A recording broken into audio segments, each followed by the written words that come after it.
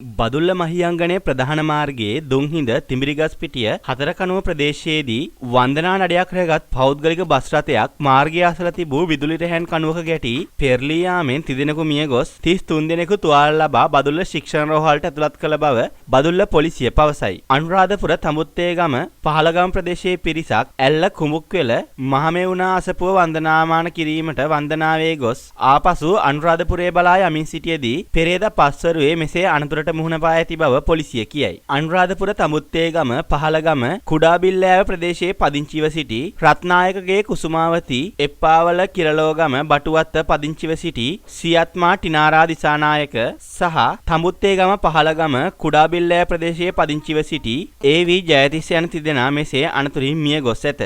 අනතුරින් තුවාල නොලැබූ තිදෙනෙකු බසයෙන් බැස ගොස් ඇති බවට කරුණු හෙළිව ඇතැයිද පොලිසිය පවසයි.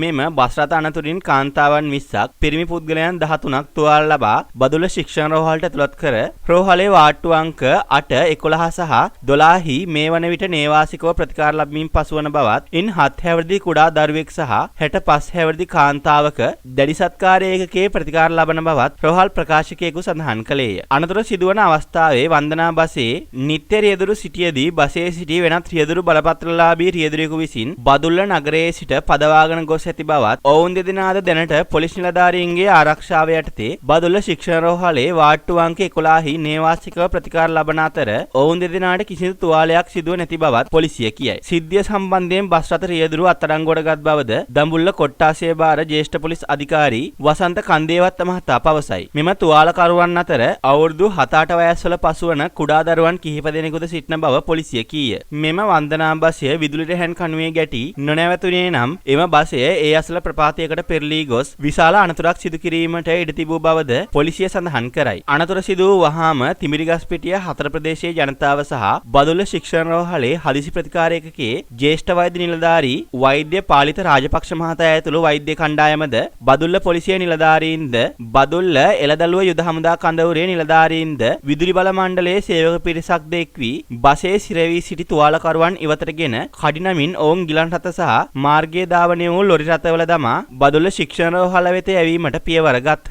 අනතුරුව විදුලි බල මණ්ඩලයේ සේවක පිරිස විදුලි රැහැන් ඉවත් කිරීමෙන් අනතුරුව දොඹකරේක ආධාරයෙන් පෙරළී ගොස් තිබූ බසයේ ඉවතටගෙන බස් රථයට යට වී මිය ගොස් සිටි තිදෙනෙකුගේ මලසිරු ඉවතටගෙන රෝහලට රැගෙන ගියහ. අනතුරින් වන්දනා බස් රථය විනාශ වී ගොස් ඇත. මේ අතර මෙම සිද්ධිය සින්දුටුවෝ කීවේ මෙවන් කතාවක්. මහියංගනයේ ප්‍රධාන මාර්ගයේ දුම්හිඳ පාලමේ ධාවනය වෙමින් තිබූ වන්දනා බසය එකවරම තිඹිරිගස්පිටිය හතරකණුව ප්‍රදේශයේදී මාර්ගය අසල තිබූ විදුලි රැහැන් කණුවක ගැටි දඩාන්ගා විශාල ශබ්දයක් නගමින් මාර්ගය අසල පෙරළී ගියා. බසයේ සිටි පිරිස අනේ අපිව බේරගන්න කියා කෑගසමින් විලාප දෙමින් බසය ඇතුලේ ලේ පෙරාගෙන සිරවී සිටියා. පසුව අපි තිඹිරිගස්පිටිය හතරකණුව ගම්වාසීන් එක් වී අලවංගු යොදා ගනිමින් බසයේ ආසන කඩා ලේ පෙරාගෙන තුවාල සහිතව බසයේ සිරවී සිටි තුවාලකරුවන් අමාරුවෙන් ඉවතටගෙන මාර්ගයේ ධාවනය වූ ලොරි රථවල දමා බදුල්ල ශික්ෂණ රෝහලට යැව්වා. මේ අනතුර සම්බන්ධයෙන් සිද්ධිය ඇසින් දුටු තිඹිරිගස්පිටිය ප්‍රදේශයේ පදිංචි අයෙකු මෙසේ කීය. බදුල්ල මහියංගනයේ මාර්ගයේ තිඹිරිගස්පිටිය ප්‍රදේශය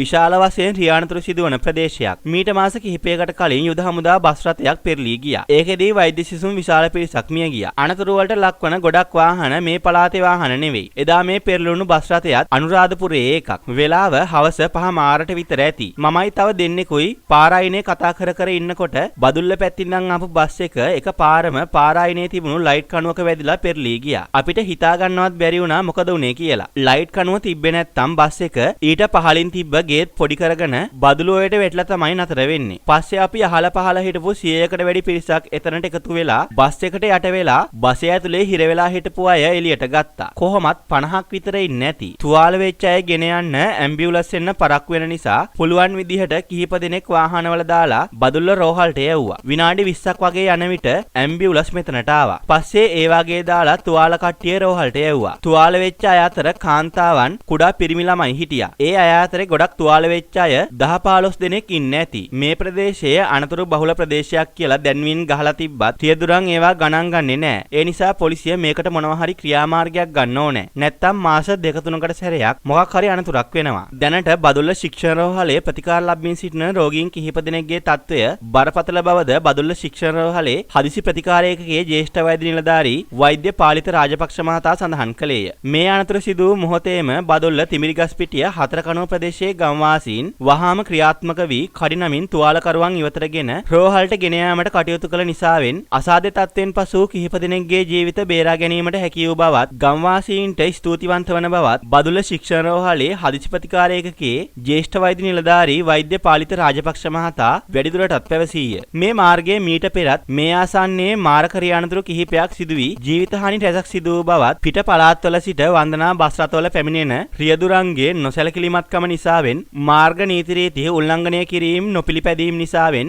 මෙසේ මාරක රියානතුරු සිදු වී වටිනා ජීවිත අකාලයේ අහිමි වන බව බදුල්ල ශික්ෂණ රෝහලේ හදිසි ප්‍රතිකාරකයේ ජ්‍යෙෂ්ඨ වෛද්‍ය නිලධාරී වෛද්‍ය පාලිත රාජපක්ෂ මහතා වැඩිදුරටත් සඳහන් කළේය. අනතුර සිදුවීමට හේතුව කුමක්ද යන්න පිළිබඳව මේ දක්වා කරුණු අනාවරණය වී නොමැති අතර සිද්ධිය සම්බන්ධයෙන් වැඩිදුරටත් විමර්ශන බදුල්ල මූලස්ථාන පොලිස් රථවාහනාංශයේ නිලධාරීන් විසින් කරන බව ජ්‍යෙෂ්ඨ පොලිස් අධිකාරී වසන්ත කන්දේවත්ත මහතා වැඩිදුරටත් පැවසීය. මියගිය තිදෙනාගේ මෘතදේහය බදුල්ල ශික්ෂණ රෝහලේ මෘත ශරීරාගාරයේ තැන්පත් කර ඇති අතර මේ සම්බන්ධයෙන් අධිකරණය වෙත කරුණු වාර්තා කර එම මලසිරුළු පිළිබඳව පශ්චාත් මරණ පරීක්ෂණ කටයුතු සිදු කිරීමට පියවර ගන්නා බවද පොලිසිය තවදුරටත් සඳහන් කළේය. මෙම බස් රථයේ පැදවූ රියදුරු ලබන 4 වෙනිදා තෙක් රක්ෂිත බන්ධනාගාර ගත කරන ලෙසට බදුල්ල මහේස්ත්‍රාත් නොජිද්ද සිල්වා මහතා ඊයේ නියෝග කළේය. මෙලෙස රක්ෂිත බන්ධනාගාර ගත කරනු ලැබුවේ තඹුත්තේගම කුඩාබිලිය පදිංචි රත්නායක මුදියන්සේලාගේ ලාලිත සිතාරනාත් රත්නායක නැමැති ශ්‍රී ලංගම බස් රථ කොන්දොස්තරවරයෙකි. බදුල්ල මහේස්ත්‍රාත්වරයා ඊයේ සවස මෙම අනතුර සිදු වූ ස්ථානයට ගොස් ස්ථානීය පරීක්ෂණය සිදු කළ අතර පසුව අනතුරට ලක් වූ බස් රථය නිරීක්ෂණය සඳහා බදුල්ල මූලස්ථාන පොලිසියට ගොස් ඇතැයි පොලිසිය කියයි.